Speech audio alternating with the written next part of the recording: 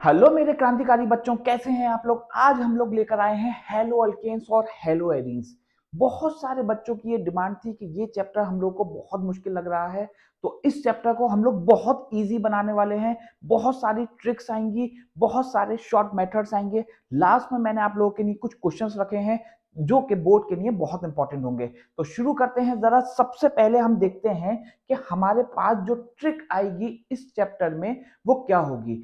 एक बच्चा था, नाम था उसका फैजान। तो फैजान बहुत डर रहा था ऑर्गेनिक केमिस्ट्री से। तो उसको लोगों ने बताया, रुको फैजान, इमरान सर आ गए, इमरान सर आ गए हैं और ये है हमारे पास प्रिपरेशन। याद रखिएगा, हेलो अल्केन्स की जो प्रिपरेशन होंगी वो इन्हीं से होंगी। उसके अलावा हमें याद रखना है WWF। ये क्या है WWF? ये है हमारे पास वुड्स-फिटिक रिएक्शन, वुड्स रिएक्शन, और हमारे पास है ये फ्रीडल क्राफ्ट रिएक्शन। याद रखिएगा, ये जो रिएक्शंस हैं इनसे हम प्रिपरेशन नहीं करते, लेकिन इस चैप्टर में ये रिएक्शंस भी आएंगे। तो शुरू करते हैं। जरा सबसे पहली चीज देखिए कि इस चैप्टर को हम लोग आसान बना देते हैं। बहुत सारे बच्चे दिक्कत क्या करते हैं इस चैप्टर में कि इस चैप्टर को बहुत सारे लोग याद करने की कोशिश करते हैं, कुछ लोग समझने की कोशिश करते हैं। इस चैप्टर में कुछ चीजें समझने की हैं, कुछ याद करने की हैं, दोनों का मिक्सचर करना पड़ेगा तभी चीज आएगी। तो सबसे पहले हम क्लासिफिकेशन देखेंगे हेलो अल्केन्स और हेलो एरीन्स का। उसके बाद प्रिपरेशन देखेंगे, उसके बाद देखेंगे प्रॉपर्टीज। प्रॉपर्टी में हमारे पास फिजिकल प्रॉपर्टीज आएंगी और केमिकल प्रॉपर्टीज आएंगी। तो अगर हम न्यूक्लियोफिलिक सब्स्टिट्यूशन करेंगे, एलिमिनेशन करेंगे और रिएक्शन विद मेटल करेंगे तो किस किस तरीके से करेंगे, कॉपी और पेन उठा लीजिएगा ताकि आप लोगों को ज्यादा परेशानी ना हो। तो याद रखिएगा कि बहुत आसान बनने वाला है आप लोगों के लिए चैप्टर। देखते हैं जरा सबसे पहले क्या होता है। तो सबसे पहली चीज आती है हमारे पास हेलो अल्केन्स। तो याद रखिएगा पहली चीज कि हेलो अल्केन्स जो होते हैं हमारे पास, वो होते हैं जब अल्काइल के साथ कोई भी हेलोजन आ जाएगा। अगर अल्काइल को हम R से रिप्रेजेंट करते हैं और अल्काइल का फॉर्मूला होता है हमारे पास CnH2n+1। मतलब ये हुआ कि जितने भी कार्बन होंगे हाइड्रोजन उसके दुगने में एक ज्यादा होगा। फॉर एग्जाम्पल CH3, यहां एक कार्बन है तो दुगने में एक ज्यादा। इसी तरह से अगर ये C2H5 होगा, C3H7 होगा, इनमें सब चीजों को हम अल्काइल बोल सकते हैं और इनको R से रिप्रेजेंट किया जाएगा। पूरी बुक में ऐसा ही होगा। तो याद रखिएगा कि अगर हम अल्काइल ग्रुप के साथ हेलोजन को ऐड करते हैं, हेलोजन कहते हैं 17 ग्रुप एलिमेंट्स को, जो कि एग्जांपल्स हैं हमारे पास ये। इनको याद करने की ट्रिक होती है फैजान चौधरी भी इंडिया आया। आप लोग किसी दूसरे तरीके से भी याद कर सकते हैं, बहुत अलग अलग यहाँ ट्रिक्स होती हैं। तो सबसे पहली चीज हमारे पास आ गई है यहाँ। और उसके बाद अब हम देखते हैं कि क्लासिफिकेशन कैसे होगा। तो सबसे पहले हमने देखा कि अल्काइल हैलाइड, जो हेलो अल्केन्स होते हैं इन्हीं को हम अल्काइल हैलाइड बोलते हैं और रिप्रेजेंट करते हैं इसको RX से। अब देखते हैं जरा क्लासिफिकेशन किस तरीके से करते हैं। तो क्लासिफिकेशन जो होगा हेलो अल्केन्स का, पहले हम हेलो अल्केन्स की बात कर रहे हैं। तो हेलो अल्केन्स का जो क्लासिफिकेशन होगा, हेलो अल्केन का दूसरा नाम अल्काइल हैलाइड होगा, क्योंकि अल्काइल ये है और हैलाइड हेलोजन को बोलते हैं। तो सबसे पहला जो होता है वो होता है on the basis of halogen. कितने हेलोजन हैं? तो अगर हमारे पास एक हेलोजन है तब उसको बोलते हैं मोनो। अगर दो हेलोजन है तब इसको बोलते हैं डाई, और अगर तीन हेलोजन है तब इसको बोलते हैं ट्राई। जो भी किताब आप लोगों के पास है उसको मैं शॉर्ट करके पढ़ा रहा हूं। अगर आप लोगों के पास एनसीईआरटी है या कोई भी साइड बुक है तो उसको देखेंगे, बहुत इजी लगने वाला है आप लोगों को ये चैप्टर। तो उसके बाद होता है हमारे पास हाइब्रिडाइजेशन के अकॉर्डिंग क्लासिफिकेशन। तो पहला जो क्लासिफिकेशन है हेलो अल्केन्स का, वो होता है on the basis of number of halogen, कितने हेलोजन हैं। अगर एक हेलोजन होगा, दो हेलोजन होंगे या तीन हेलोजन होंगे, तीन से ज्यादा हम लोग नहीं पढ़ते, उसको टेट्रा बोला जा सकता है, लेकिन हम लोग के सिलेबस में नहीं आता। तो याद रखिएगा, अगर हाइब्रिडाइजेशन के अकॉर्डिंग हम देखेंगे तो हम लोग sp3 हाइब्रिडाइज देखते हैं और sp2 देखते हैं। जिन बच्चों को sp3 और sp2 नहीं पता, उनके लिए मैं एक आसान सी चीज बता देता हूं। अगर कार्बन कार्बन के बीच में सिंगल बॉन्ड होगा तो sp3 हाइब्रिडाइजेशन होगा, और अगर sp2 हाइब्रिडाइजेशन है तो इसका मतलब डबल बॉन्ड है। इसी तरह से अगर sp होता तो ट्रिपल बॉन्ड होता, जो कि अभी हम लोग को नहीं पढ़ना। तो सिंगल बॉन्ड होगा अगर कार्बन कार्बन के बीच में, इसका मतलब sp3 है, और अगर डबल बॉन्ड है तो इसका मतलब sp2 है। तो आगे बढ़ते हैं जरा और देखते हैं कि sp3 हाइब्रिडाइजेशन के अकॉर्डिंग हमें कौन कौन से अल्काइल हैलाइड्स मिलते हैं। तो जरा देखते हैं, अगर हम अल्काइल हैलाइड को देखते हैं sp3 हाइब्रिडाइजेशन के अकॉर्डिंग, तो सबसे पहला आता है primary. Alkyl halide primary, secondary, tertiary हो सकता है। यह है पहला क्लासिफिकेशन अल्काइल। उसके बाद एलाइलिक है, उसके बाद है बेंजाइलिक। पहले देखते हैं अल्काइल हैलाइड में प्राइमरी, सेकेंडरी और टर्शियरी किसे कहते हैं, जरा समझते हैं जल्दी से। याद रखिएगा, अगर हमारे पास CH2 के साथ, मतलब CH2 के साथ अगर अल्काइल ग्रुप आ रहा है और हैलोजन है, अगर सिर्फ एक अल्काइल ग्रुप होता है, एक बड़ी आसान सी चीज समझिए कि कार्बन के पास टोटल 4 हाथ हो सकते हैं। तो अगर मैंने यहां इसके 3 हाथ दे दिए तो अल्काइल ग्रुप अब X सिर्फ एक ही आएगा। अगर मैंने यहां CH2 कर दिया और X कर दिया तो कार्बन के टोटल 4 हाथ हो सकते थे, लेकिन यहां 2 गए और यहां 1 गया। तो इस केस में जो हमारे पास अल्काइल ग्रुप आएगा वो 1 आ जाएगा, क्योंकि इसके पास एक की क्षमता थी एक और अल्काइल ग्रुप लेने की। तो इसी तरह से यहाँ एक की क्षमता है। जब हम दूसरे में देखेंगे तो अगर हम यहाँ देखेंगे तो ये हो गया हमारे पास, देखिए इसको CH कर दिएगा। यहाँ अगर देखिए इस कार्बन के पास एक और एक, 2 चला गया, 2 वैलेंसी जब गई तो जितनी बची उतने अल्काइल ग्रुप हो जाते हैं। इसको हम सेकेंडरी बोल देते हैं और इसको 2 डिग्री से रिप्रेजेंट करते हैं, इसको 1 डिग्री से रिप्रेजेंट करते हैं और इसको 3 डिग्री से रिप्रेजेंट करते हैं। तो जरा समझते हैं क्या होता है, एक बार मैं आप लोगों को अलग से बता देता हूं। जरा समझिए, primary, secondary, tertiary. Primary 1 degree है, सेकेंडरी है, टर्शियरी है। अब मान लीजिए कि मेरे पास CHX है, तो अगर मुझसे कहा जाता है डायरेक्ट बता दीजिए कि ये प्राइमरी है, सेकेंडरी है, तो मैं इसको बता सकता हूं। पहले समझ लीजिए जरा कॉन्सेप्ट। तो यहां हम क्या करते हैं कि अगर इसके पास एक वैलेंसी और एक वैलेंसी चली गई तो 2 वैलेंसी चली गई तो 2 बची, जितनी बची उतने अल्काइल ग्रुप आ जाते हैं। जितने अल्काइल ग्रुप होते हैं उतना ही ये होता है डिग्री। तो ये 2 डिग्री हो गया क्योंकि 2 अल्काइल ग्रुप है। अब बहुत सारे बच्चे आसानी के लिए देखते हैं कि C2H के साथ अगर है, सिर्फ CH के साथ है, और अगर CX के साथ है। अगर CH2 के साथ कोई भी फंक्शनल ग्रुप लगा है तब उसको प्राइमरी बोलेंगे, अगर CH के साथ लगा है तो उसको सेकेंडरी बोलेंगे, और अगर सिर्फ C के साथ लगा है तब इसको बोलेंगे हम टर्शियरी। तो बढ़ते हैं जरा पीछे की तरफ और देखते हैं कि हमने यहां क्या किया था। ठीक, तो यहां हमने देखा था कि प्राइमरी, सेकेंडरी और टर्शियरी क्या होगा। अब जरा आगे बढ़ते हैं और देखते हैं अपना दूसरा क्लासिफिकेशन, जो कि था हमारा एलाइलिक। याद रखिएगा, एलाइलिक कहते हैं जहां कार्बन कार्बन डबल बॉन्ड होता है। कार्बन कार्बन डबल बॉन्ड जहां भी होगा, कार्बन कार्बन डबल बॉन्ड के बराबर वाला जो कार्बन होता है, अगर उस पे हेलोजन लगा होता है तब उसको बोलते हैं एलाइलिक। अभी आप लोगों को यह भी पता चलेगा कि कार्बन कार्बन डबल बॉन्ड पे ही अगर लगेगा तो उसको क्या बोलेंगे।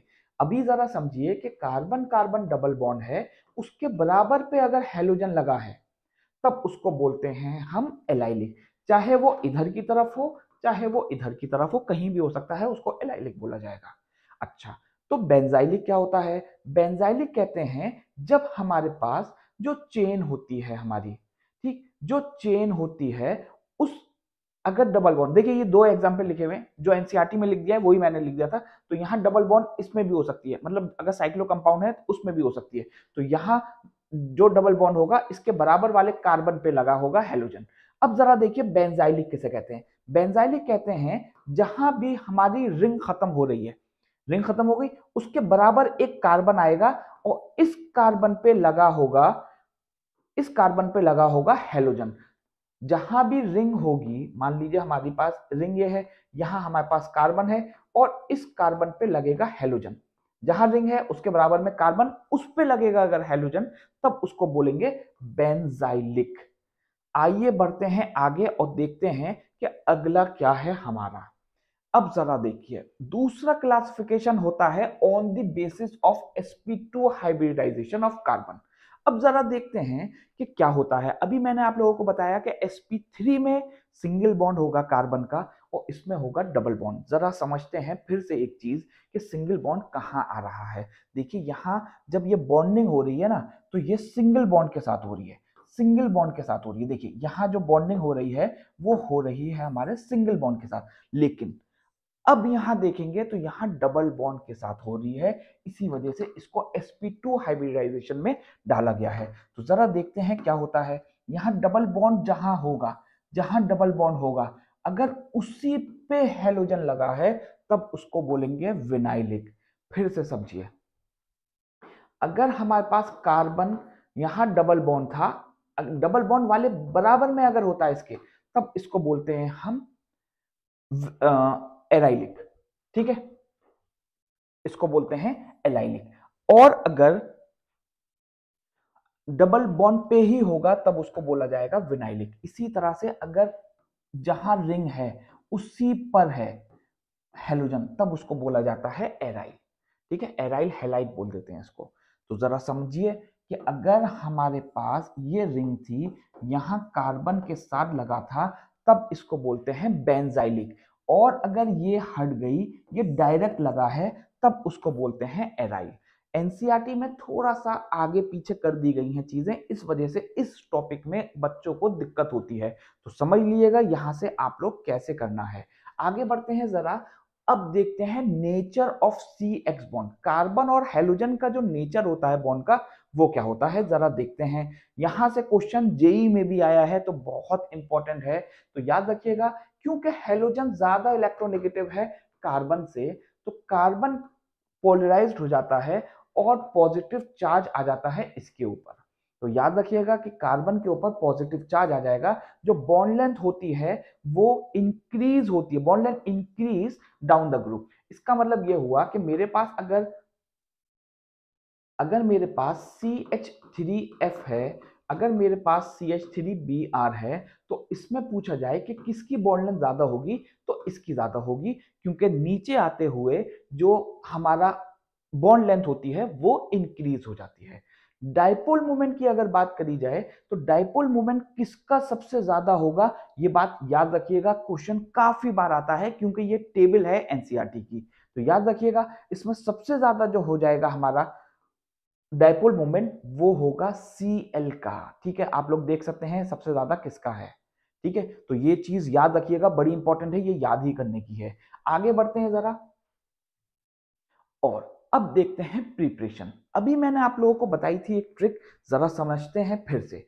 प्रिपरेशन जो हेलो अल्केन्स का होगा वो क्या होगा, एक बार हम थोड़ा सा रिपीट करते हैं कि अगर R के साथ X लगता है तब इसको हम हेलो अल्केन बोलते हैं, तब उसको हम हेलो अल्केन बोलेंगे।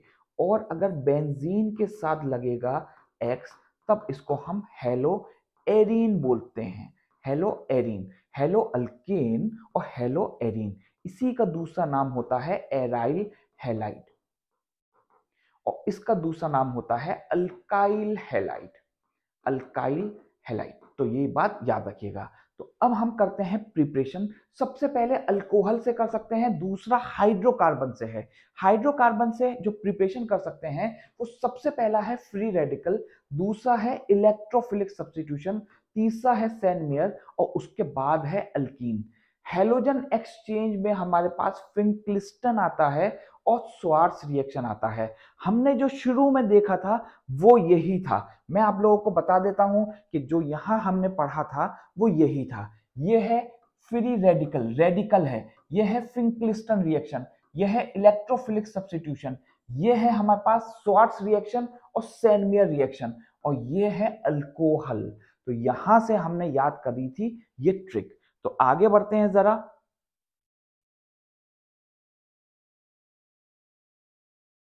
और देखते हैं हमने किस तरह से प्रिपेयर किया है अपने अल्कोहल से। किसको? Preparation from alcohol. हम प्रिपरेशन कर रहे हैं अल्कोहल का, सॉरी अल्कोहल से कर रहे हैं। और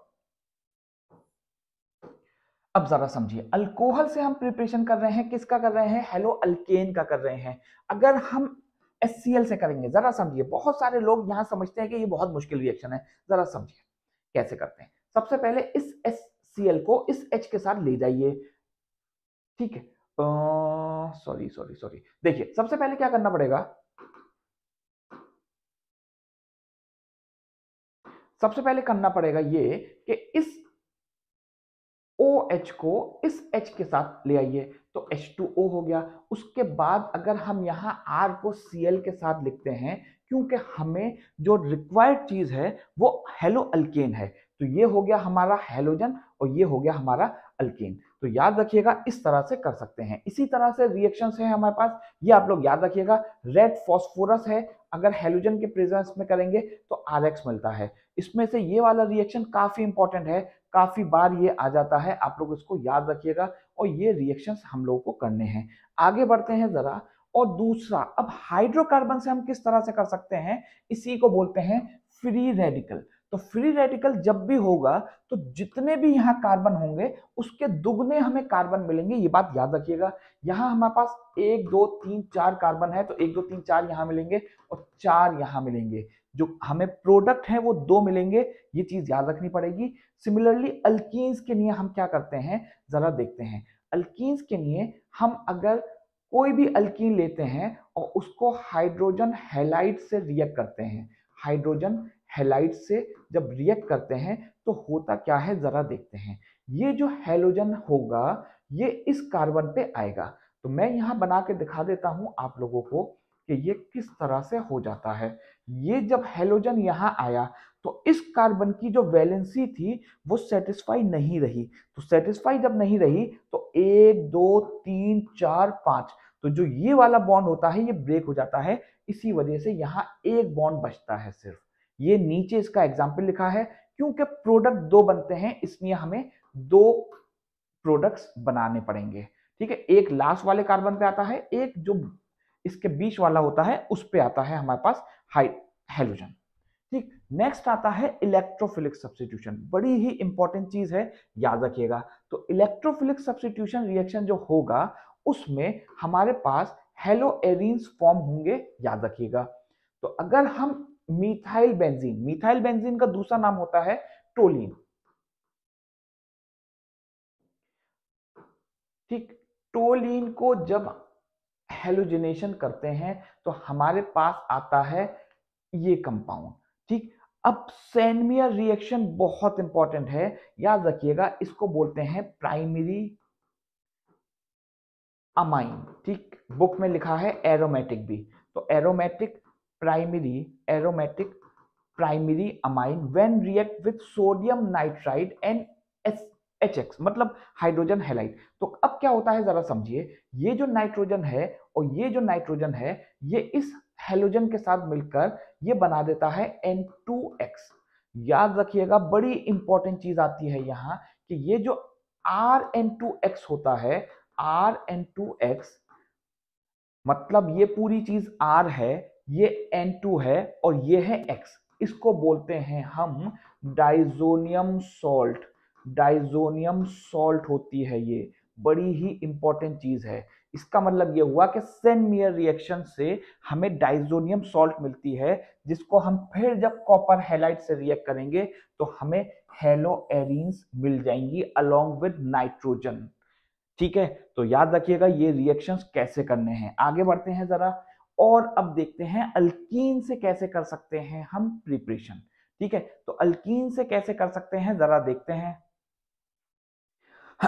अल्कीन से हम करेंगे by addition of hydrogen halide. Hydrogen halide अभी हमने देखा था, जब ये यहां आएगा तो बॉन्ड ब्रेक हो जाएगा। और हेलोजिनेशन से भी कर सकते हैं, मतलब ब्रोमीन को ऐड करेंगे तो एक ब्रोमीन यहां आएगा और एक ब्रोमीन यहां आएगा। याद रखिएगा हमारे पास दो चीजें आती हैं, एक होता है विस और एक होता है जेम। ठीक, विसिनल और जेमिनल लिखा रहता है बुक में। तो विसिनल कहते हैं जब दो अलग अलग कार्बन पे हेलोजन आता है। अगर दो अलग अलग हाइड्रोजन कार्बन पे हेलोजन आएगा तब उसको विसिनल बोलते हैं। और अगर एक ही कार्बन पे दो हेलोजन आ जाएंगे सेम कार्बन पे, तब उसको बोलते हैं जेमिनल। तो याद रखिएगा यहां हमारे पास विसिनल मिल रहा है। ठीक है, बुक में लिखा रहता है जब विस, तो बच्चे समझ नहीं पाते, इसको बोलते हैं विस, याद रखिएगा। ठीक, हेलोजन एक्सचेंज बड़ा ही इंपॉर्टेंट है, याद रखिएगा। पूरी किताब में फ्लोरीन सिर्फ एक ही जगह रिएक्ट किया है, फ्लोरीन पूरे किताब में सिर्फ एक ही जगह रिएक्ट किया है, वो है हमारा स्वार्ट्ज रिएक्शन। क्यों नहीं किया? क्योंकि ये हाईली रिएक्टिव है, हाईली इलेक्ट्रोनेगेटिव है। अगर क्वेश्चन पूछा जाएगा कि फ्लोरीन क्यों नहीं रिएक्ट किया पूरी बुक में, तो बहुत ज्यादा इलेक्ट्रोनेगेटिव होता है, छोटा साइज होता है, इस वजह से ये रिएक्ट नहीं किया। तो इसमें एक्सचेंज हो जाता है, जो आर होगा वो यहां आ जाएगा, इसके साथ ये जाएगा। हेलोजन एक्सचेंज मेथड ये होता है। इस रिएक्शन को हम बोलते हैं क्लिस्टन रिएक्शन, और ये होता है हमारे पास स्वार्ट्ज रिएक्शन। याद रखिएगा। आगे बढ़ते हैं, जरा फिजिकल प्रॉपर्टीज देखते हैं। जो बॉइलिंग पॉइंट होता है वो इंक्रीज हो जाता है due to increase in number of carbon in straight chain. For example हमसे पूछा जाएगा कि CH2 और CH3 CH2 मैंने इसको CH2 बोल दिया होगा, आप लोग भावनाओं को समझिएगा, मतलब कंफ्यूज मत हो जाइएगा। ठीक है, बोल थोड़ा तेज बोलना पड़ता है तो ऐसा हो जाता है। तो यहां हमारे पास दो कार्बन है, यहां तीन कार्बन है स्ट्रेट चेन में। तो जितने ज्यादा कार्बन होते हैं स्ट्रेट चेन में उतना ही बॉइलिंग पॉइंट होता है। लेकिन अगर ये ब्रांचिंग में आ गए तब बॉइलिंग पॉइंट डिक्रीज हो जाता है। बड़ी ही इंपॉर्टेंट चीज है, याद रखिएगा। अगर हमारे पास स्ट्रेट चेन में है तो बॉइलिंग पॉइंट ये था, एनसीईआरटी की टेबल से दिया है मैंने ये। ठीक, अगर ये ब्रांच हो गया थोड़ा सा तब बॉइलिंग पॉइंट कम हो गया, अगर और ज्यादा ब्रांच हो गया तो बॉइलिंग पॉइंट और कम हो गया। बड़ी ही इंपॉर्टेंट चीज है। अभी जेई ने क्वेश्चन दिया है कि जो पैरा आइसोमर्स होते हैं, पैरा आइसोमर्स, पैरा किसे बोलते हैं जरा समझ लीजिए। मान लीजिए हमारे पास यहाँ कोई भी फंक्शनल ग्रुप लगा है, तो इसके बराबर वाली, जहां भी फंक्शनल ग्रुप लगा होता है उसके बराबर वाली पोजीशन को हम बोलते हैं ऑर्थो, इसके बाद वाले को बोलते हैं मेटा, और इसके सामने वाली पोजीशन को बोलते हैं पैरा। तो याद रखिएगा ऑर्थो मेटा पैरा हमारे पास क्या होता है। उसके बाद आते हैं हमारे पास reaction of halo alkanes. Halo alkanes का रिएक्शन सबसे पहले न्यूक्लियोफाइल से करेंगे, फिर उसका एलिमिनेशन करेंगे, उसके बाद करेंगे रिएक्शन विद मेटल। तो अगर न्यूक्लियोफाइल से हम ऐड करते हैं तो न्यूक्लियोफाइल की जगह ये कोई भी हो सकता है। याद रखिएगा न्यूक्लियोफाइल कहते हैं जिनकी जिनके पास ऑक्टेट कंप्लीट हो, जिनकी ऑक्टेट कंप्लीट हो, और ये नेगेटिव चार्ज हो सकते हैं और न्यूट्रल हो सकते हैं, ये बात याद रखिएगा। तो जिनकी ऑक्टेट पूरी होती है, जिनके पास लोन पेयर होता है, न्यूक्लियोफाइल के पास लोन पेयर भी होता है, तो ये इनकी पहचान होती है। न्यूक्लियोफाइल जो होते हैं वो लुईस बेस होते हैं, ये बात याद रखिएगा। तो बहुत इंपॉर्टेंट चीजें मैंने आपको बताई हैं, इनको याद रखिएगा, लिख लिएगा भी। तो अब जब न्यूक्लियोफाइल ऐड होता है तो न्यूक्लियोफाइल इसको हटा देता है। इसका ऐसा क्यों होता है जरा समझ लीजिए। क्योंकि ये जो एक्स है वो लीविंग ग्रुप है। लीविंग ग्रुप का मतलब ये पहले से ही चाहता था कि मैं निकल जाऊं। तो जैसे ही न्यूक्लियोफाइल आता है तो इस कार्बन की वैलेंसी सेटिस्फाई हो जाती है, तो ये जो लीविंग ग्रुप था ये हमारा निकल जाता है। तो बढ़ते हैं आगे और हम देखते हैं न्यूक्लियोफिलिक सब्स्टिट्यूशन रिएक्शन। बड़ी ही इंपॉर्टेंट चीज है, याद रखिएगा। SN1 रिएक्शन और SN2 रिएक्शन दो तरीके का होता है। इसमें यूनिमोलिकुलर होता है, ये होता है बाईमोलिकुलर। ये टू स्टेप होता है, इसमें इंटरमीडिएट फॉर्म होता है जिसको हम कार्बोकैटाइन बोलते हैं। कार्बोकैटाइन फॉर्म होता है SN1 में, SN2 में नहीं होता। SN1 का जो ऑर्डर है इसमें प्राइमरी सबसे हल्के होगा, फिर 2 होगा, फिर 3 होगा, मतलब टर्शरी सबसे तेज होता है। याद रखिएगा SN1 के लिए। SN2 के लिए उल्टा हो जाता है, प्राइमरी सबसे तेज होगा। ठीक, मतलब सिर्फ हम ये देखेंगे, मान लीजिए हमसे कहा जाता है कि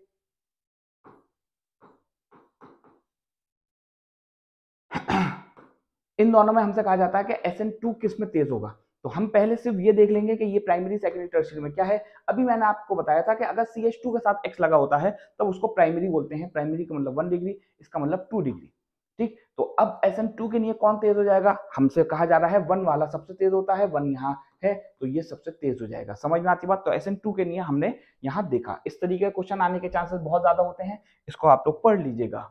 आगे बढ़ते हैं एलिमिनेशन रिएक्शन। अभी मैंने आप लोगों को बताया कि जो एलिमिनेशन रिएक्शन है वो क्या होता है। ये सेट्ज़ेफ रूल के अकॉर्डिंग होता है, इसको बीटा एलिमिनेशन बोलते हैं। जरा समझिए क्या होता है। जब बेस किसी भी कार्बन पे अटैक करता है तो इस हाइड्रोजन को लेकर वो चला जाता है। जब इस हाइड्रोजन को लेकर जाता है तो यहां हमारी जो खाली जगह थी वो इस तरह से हो जाती है। जरा समझिए, इस तरह से हो गई। अब ये कार्बन के पास वैलेंसी 4 की थी, अब जबकि 3 ही बचा तो ये यहाँ डबल बॉन्ड बना लेता है। जब डबल बॉन्ड बनाता है तो यहाँ से ये जो कार्बन था, ये जो हमारी बॉन्डिंग है, ऊपर जो बॉन्ड है ये निकल जाता है यहाँ। ठीक, तो इस तरह से हमारे पास कंपाउंड बन जाता है। तो जो, अब जरा समझिए, यहाँ कार्बन, इस वाले कार्बन पे अगर हम देखेंगे तो 1 ये हो गया, 2 हो गया, 3 और 4। समझ में आती बात? लेकिन अब हमारे पास यहां हाइड्रोजन, इसके पास जब डबल बॉन्ड आ जाता है तो इसकी वैलेंसी सेटिस्फाई हो जाती है। तो ये क्या करता है कि ये जो लीविंग ग्रुप था इसको निकाल देता है। मैंने अभी आप लोगों को बताया था कि जो हैलोजन होता है वो चाहता है कि मैं निकल जाऊं। तो जैसे ही यहां से कार्बन की वैलेंसी थोड़ी हट जाती है, 4 थे पहले, अब नहीं रहते 4, तो ये इसको निकाल देते हैं और उसके बदले हाइड्रोजन आ जाता है। याद रखिएगा, तो ये हमारे पास लीविंग ग्रुप है और इस रिएक्शन को हम बीटा एलिमिनेशन बोलते हैं। सेट्ज़ेफ रूल क्या कहता है, जरा समझिए। सेट्ज़ेफ रूल ये कहता है कि जब भी हमारा बीटा एलिमिनेशन होगा तो क्या होता है, जरा समझते हैं। मान लीजिए हमारे पास 2 ब्रोमोपेंटेन है, तो 2 ब्रोमोपेंटेन को जब हम हाइड्रोक्सिल आयन से रिएक्ट करवाएंगे, OH माइनस को हाइड्रोक्सिल बोला जाता है, तो हमारे पास 2 प्रोडक्ट मिलेंगे। एक होगा पेन 2 इन और एक होगा पेन 1 इन। मतलब पहले जो होगा वो पहले कार्बन पे हमारे पास डबल बॉन्ड आएगा और दूसरा दूसरे पे आएगा। ठीक है, मतलब 2 प्रोडक्ट बनेंगे। ठीक, एक मेजर होगा एक माइनर होगा। जिस पे डबल बॉन्ड बनता है ये हमारा मेजर होगा और ये हमारा माइनर होगा। चलिए आगे बढ़ते हैं जरा जल्दी से। Reaction with metal. जब हाइड्रोकार्बन, सॉरी, जब अल्काइल हैलाइड या फिर हेलो अल्केन्स रिएक्ट करते हैं मेटल से तो हमारे पास ग्रिग्नार रिएजेंट आता है। ग्रिग्नार रिएजेंट एक एग्जाम्पल है ऑर्गेनोमेटेलिक कंपाउंड्स का, ये बात याद रखिएगा। जब हमारा कोई भी ग्रिग्नार रिएजेंट काफी रिएक्टिव होते हैं तो याद रखिएगा जब वो वाटर से रिएक्ट करते हैं तो हाइड्रोकार्बन बना देते हैं। याद रखिएगा, बड़ी इंपॉर्टेंट चीज है कि हमारे पास जब भी ग्रिग्नार रिएजेंट वाटर से रिएक्ट करेंगे तो हाइड्रोकार्बन बना देंगे और एक मैग्नीशियम सॉल्ट आएगी उसके साथ। ठीक, अच्छा, यहां हमारे पास अगर हम अल्काइल हैलाइड को, इसको अल्काइल हैलाइड बोल सकते हैं, सोडियम से रिएक्ट करेंगे या मेटल से रिएक्ट कर सकते हैं तो हमारे पास अल्काइल हैलाइड कंबाइन हो जाते हैं और हाइड्रोकार्बन दे देते हैं। उसके अलावा हमारे पास सोडियम हैलाइड आ जाता है। इस रिएक्शन को हम वुड्स रिएक्शन बोलते हैं। Reaction of haloarene. अब जरा देखते हैं रिएक्शन क्या होगा न्यूक्लियोफिलिक। बड़ी ही इंपॉर्टेंट चीज है, एक बार बोर्ड में आ चुकी है कि इसका न्यूक्लियोफिलिक रिएक्शन कैसे होता है। तो याद रखिएगा हेलोअरीन्स न्यूक्लियोफिलिक रिएक्शन नहीं शो करते हैं। क्यों नहीं करते, इसका रीजन देखते हैं। क्योंकि इनके पास रेजोनेंस इफेक्ट होता है। रेजोनेंस इफेक्ट की वजह से स्टेबिलिटी आ जाती है और उस स्टेबिलिटी की वजह से ये चाहते नहीं कि किसी से भी रिएक्ट करें। हाइब्रिडाइजेशन में भी डिफरेंस होता है। हाइब्रिडाइजेशन में डिफरेंस क्यों होता है कि वो जो थे हेलो अल्केन्स वो थे sp3 हाइब्रिडाइज और ये हैं sp2 हाइब्रिडाइज। याद रखिएगा हेलोअरीन जो होते हैं वो sp2 हाइब्रिडाइज हो जाएंगे। इनस्टेबिलिटी ऑफ फिनाइल कैटाइन और रिपल्जन की वजह से होता है ऐसा। जरा आगे बढ़ते हैं और देखते हैं कि इलेक्ट्रोफिलिक सब्स्टिट्यूशन कैसे होगा। याद रखिएगा, ये पढ़ना ही नहीं होता, टॉपिक लिखा हुआ है एनसीईआरटी में लेकिन उसका रीजन लिखा हुआ है कि ये करते ही नहीं है। ठीक, इलेक्ट्रोफिलिक। अब जरा एक चीज मैं बताता हूं, इस एक चीज से बहुत सारे सॉल्यूशंस आप लोग खुद बना सकते हैं। वो क्या है कि जो इलेक्ट्रोफाइल होता है, इलेक्ट्रोफाइल वो होता है इलेक्ट्रॉन लवर, इलेक्ट्रॉन डेफिशिएंट या फिर लुईस एसिड होता है। याद रखिएगा, ये सारी चीजें हमें याद रखनी पड़ेंगी। तो जो इलेक्ट्रोफाइल होता है वो होता है ऑर्थो पैरा डायरेक्टिंग। बड़ी इंपॉर्टेंट चीज है, पूरी परेशानियों की एक चीज, एक दवा है ये, कि इलेक्ट्रोफाइल जो होते हैं वो ऑर्थो पैरा डायरेक्टिंग होंगे इस चैप्टर में, इस चैप्टर में होंगे। दूसरे चैप्टर में दूसरी ट्रिक मैं बताऊंगा, अभी याद रखिएगा कि ऑर्थो पैरा डायरेक्टिंग होंगे। क्यों होंगे जरा देखते हैं। अब जब हम यहां क्लोरीन से रिएक्ट करते हैं तो हमारे पास दो प्रोडक्ट आएंगे। हमेशा जो पैरा वाला होगा वो मेजर क्वांटिटी में आएगा, वो मेजर क्वांटिटी में आएगा। इसका मतलब ये मेजर में आएगा। दो प्रोडक्ट बनाएगा, एक हमेशा पैरा पे आएगा, दूसरा हमेशा ऑर्थो पे आएगा। एक ऑर्थो पे आएगा, एक पैरा पे आएगा। समझ में आई बात। यहां हमने नाइट्रेशन किया है या हेलोजिनेशन है, किसी भी जगह कोई भी रिएक्शन होगा, एक ऑर्थो पे और एक पैरा पे हम प्रोडक्ट लगा देंगे, हमारा आंसर आ जाएगा। एनसीईआरटी चेक करिएगा, इस तरीके के क्वेश्चंस आपको या इस तरीके की चीजें आपको बहुत दिख जाएंगी। आगे बढ़ते हैं जरा। फ्रीडल क्राफ्ट रिएक्शन, याद रखिएगा इस रिएक्शन को फ्रीडल क्राफ्ट रिएक्शन बोलते हैं। यहां हमने CH3Cl को रिएक्ट किया तो एक पोजीशन पे ऑर्थो, पैरा पे आ गया CH3। उसके बाद आता है हमारे पास रिएक्शन विद मेटल्स। मेटल्स के साथ रिएक्ट करके क्या होता है, तो याद रखिएगा वुड्स-फिटिक रिएक्शन है हमारे पास। हमने क्या किया है, हमने अभी आप लोगों को बताया था, इसको बोलेंगे हेलोएरीन्स। ठीक है, जब हेलोएरीन, अब यहां अगर Cl लग गया तो क्लोरोबेंजीन बोल देंगे। अगर फ्लोरीन, फ्लोरीन नहीं आता है, अगर आयोडीन आएगा तो आयोडोबेंजीन, इसी तरह से ब्रोमोबेंजीन। जब ये सोडियम और अल्काइल हैलाइड से रिएक्ट करता है ईथर के प्रेजेंस में, ईथर इसलिए इस्तेमाल कर रहे हैं क्योंकि ईथर खुद रिएक्ट नहीं करता, तो बहुत लेस रिएक्टिव होता है। तो अब हमारे पास क्या होता है कि ये जो R होगा वो इधर लग जाएगा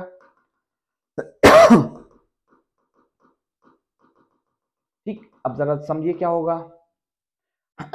ये जो R है वो इसकी जगह आ जाएगा, देखिए आ गया। और ये जो Na है वो इसके साथ आ जाएगा या फिर इसके साथ आ जाएगा। इसको हम इस तरह से लिख देंगे। तो दो साइंटिस्ट ने मिलकर रिएक्शन किया, इसका नाम था वुड्स-फिटिक। फिर फिटिक ने अलग से भी एक रिएक्शन करके दिखाया और बिना इस RX के ये रिएक्शन कर दिया। तो यहां हमारे पास डाइफिनाइल मिला अलोंग विद सोडियम हैलाइड। तो इसको याद रखिएगा। चैप्टर यहां खत्म हो जाता है। कुछ क्वेश्चंस आते हैं आप लोगों के पास, ये क्वेश्चंस आप लोगों को करने हैं। कौन सा ऐसा चैप्टर है जो आप लोगों को मुश्किल लगता है या जिस चैप्टर की आप लोग ट्रिक्स चाहते हैं वो मुझे जरूर बताइएगा। मैं आप लोगों के लिए कोशिश करूंगा कि उनकी वीडियोस बनाऊं। ये क्वेश्चंस आप लोगों को करने हैं बेटा। कन्वर्जन बहुत इंपॉर्टेंट है, कन्वर्जन की मैं ट्रिक की वीडियो बहुत जल्दी ही बनाने वाला हूं आप लोगों के लिए। और ये आ गया हमारा नेक्स्ट क्वेश्चन। ठीक, इन क्वेश्चंस को आप लोगों को करना है। जो चीज समझ में नहीं आया आप लोगों को कमेंट में बता दिएगा। कमेंट में मुझे जरूर बताइएगा कि वीडियो कैसी लगी और अगर मैं दूसरी वीडियो कौन से टॉपिक्स पे बनाऊं जो कि आप लोगों के लिए अभी फायदेमंद हो सकती है। तो अब तक के लिए थैंक यू।